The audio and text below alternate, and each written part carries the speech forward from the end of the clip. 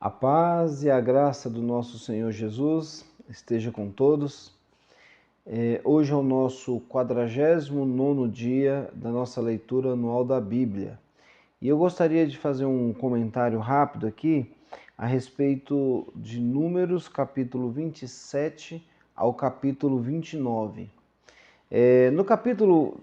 Nesse início aqui, nesse trecho aqui, a gente percebe uma manifestação da misericórdia de Deus em relação à própria lei. A lei, ela é uma lei severa e ela deveria ser seguida por todos. Mas existem alguns aspectos da lei que dependem muito de uma interpretação. Até o sistema jurista hoje, o sistema jurídico, né, aliás, ele é dessa forma. Vai depender muito da intenção, vai depender muito da interpretação para que um juiz possa dar uma causa ganha ou não, né?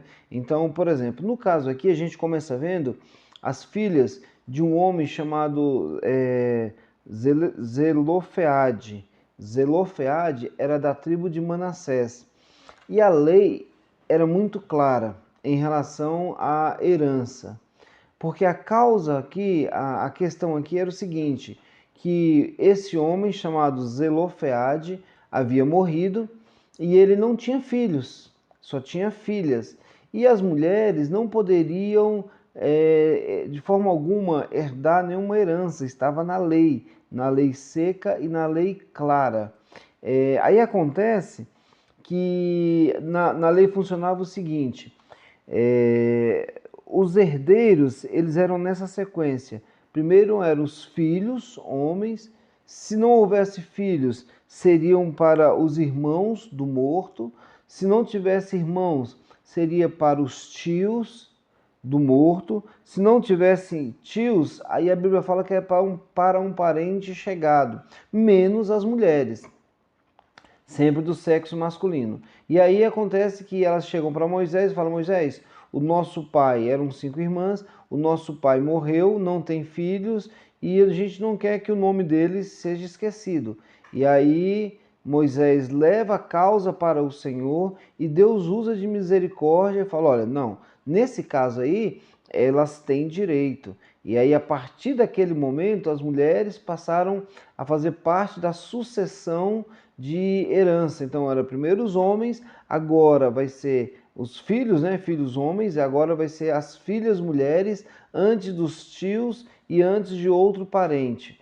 Então, nesse momento, Deus usa de misericórdia. E aí, eu separei aqui 2 versículos. O primeiro está em Tiago, no capítulo 2, no versículo 3, que diz que no final dos tempos, no julgamento, Deus ele não terá misericórdia de quem não teve misericórdia. E Deus terá misericórdia para quem usou de misericórdia, e esse não será condenado. Então, a gente vê assim a misericórdia de Deus para uma situação bem específica, né? E na sequência, gente, está acabando a, a atuação de Moisés. Moisés agora vai sair de cena e Josué, que é o seu discípulo, vai entrar em cena.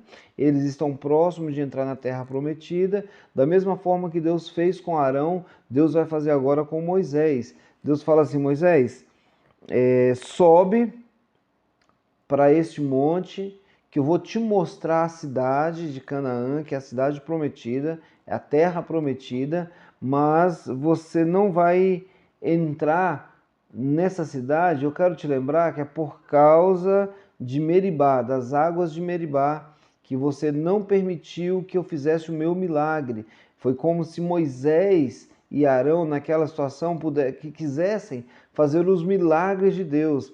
Naquela ocasião foi muito grave, porque Moisés fala assim: será que nós é que vamos ter que fazer o milagre para vocês? Nós vamos ter que arrancar a água da rocha? Deus havia dito para Moisés falar. Moisés pega o cajado e bate com ira 2 vezes, deu água, foi bastante água, só que desagradou a Deus.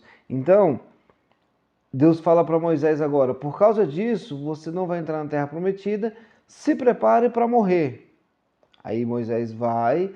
Aqui não fala ainda da morte de Moisés especificamente. Vai falar só que Josué o substituiu, né? Então, lógico que a gente entende que houve a morte. Em Deuteronômio é que vai dizer como Moisés morreu, vai dizer alguns detalhes a mais, que o corpo dele, na verdade, não foi considerado morte porque o corpo sumiu, né? Até Satanás tentou achar o corpo de Moisés, mas não encontrou. Bem, mas isso fica para uma outra situação. O fato é que Deus ele nunca vai dividir a sua glória com ninguém. Então, Moisés está saindo de cena e Deus deixa claro que ela, por conta do deserto de Zin, lá nas águas de Meribá, né? Então, agora interessante, gente, é que quando Deus dá esse recado para Moisés, Moisés, ele não esquenta a cabeça. Moisés é um verdadeiro líder, um verdadeiro estadista, é um verdadeiro homem de Deus. Moisés é um homem fenomenal. Quando Deus dá a notícia de que ele teria que subir, Deus iria mostrar a terra e que ele tinha que se preparar para morrer, sabe o que Moisés falou? Falou, tudo bem, Deus, então prepara alguém para cuidar do povo. O coração dele era um coração de pastor. Falou assim, olha, eu quero interceder por alguém que possa tomar de conta do povo. E aí Deus fala assim, tem um homem, Josué, que tem o Espírito, e esse Espírito, na minha Bíblia, é com E maiúsculo, significando Espírito Santo, e não o Espírito do homem. Então, tem um homem que tem o Espírito, e você vai lá, impõe as mãos sobre ele, unge ele publicamente, passa para ele para que as pessoas possam respeitá-lo, e assim deveria ser também a sucessão ministerial, né? O próximo que for suceder ao sacerdote deveria ser publicamente, deveria ser tudo muito claro, deveria ser de uma forma em que a escolha deveria ser uma escolha divina. O que a gente vê em muitas situações não é isso, né? Mas tudo está debaixo da vontade de Deus. Quando existe uma sucessão ministerial em que a pessoa tem o Espírito Santo e vai se dedicar apenas às coisas de Deus, naturalmente a substituição é muito natural e muito tranquila, né?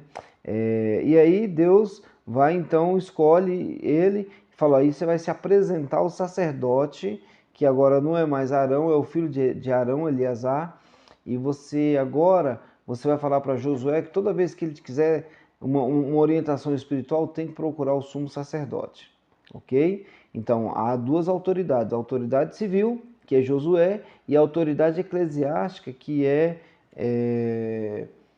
o filho de Arão, né? Eleazar, ok? Bom, então, o texto aqui vai concluir com as ofertas. São várias ofertas. Oferta de Páscoa, oferta das semanas, da festa da colheita, né? Oferta das semanas, oferta dos sábados, oferta para a lua nova, oferta e sacrifícios, que é o holocausto por alimento, oferta voluntária, oferta do ano novo, tinha que matar 2 cordeiros, um de manhã e outro à tarde, festa do ano novo, dia do perdão, dia das barracas, era um mecanismo de expiação de pecado o tempo todo. Agora, para a gente encerrar, por que tinha tantas ofertas e tanto sacrifício? Ora, a proposta era muito simples. A proposta era para que houvesse relacionamento com Deus e expiação pelos pecados. Então Deus é um Deus que quer se relacionar com todos. E aí, nesse aspecto, era necessário as pessoas estarem sempre fazendo sacrifícios e sempre fazendo ofertas ao Senhor, estando junto ao Senhor, temendo ao Senhor, e é por isso que existe um tanto de sacrifícios. Tá joia? Então é isso, que Deus abençoe e tenha uma excelente leitura.